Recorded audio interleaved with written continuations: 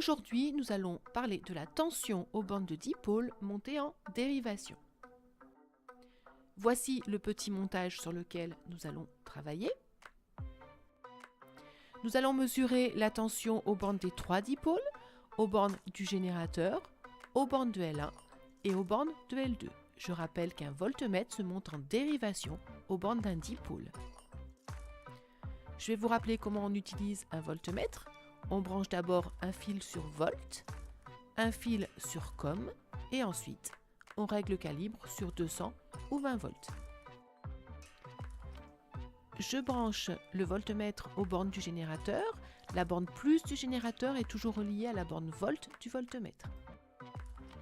Je mesure UG qui est égal à 4,4 volts. Le voltmètre est branché aux bornes de L1.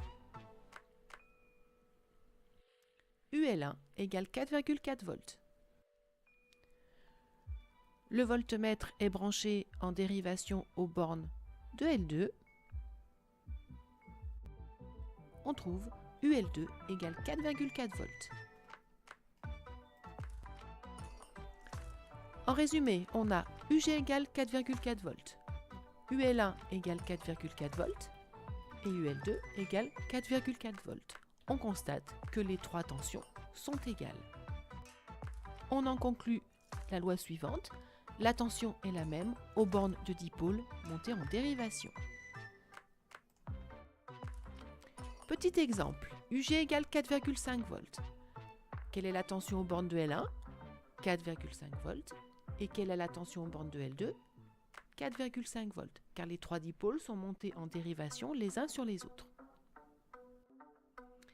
Ici, on nous donne UG égale 9 volts. Quelle est la tension aux bornes de L1 ? L1 est branché aux bornes du générateur, donc L1 égale 9 volts. Quelle est la tension aux bornes de L2 ? L2 est également branché aux bornes du générateur, donc UL2 égale 9 volts.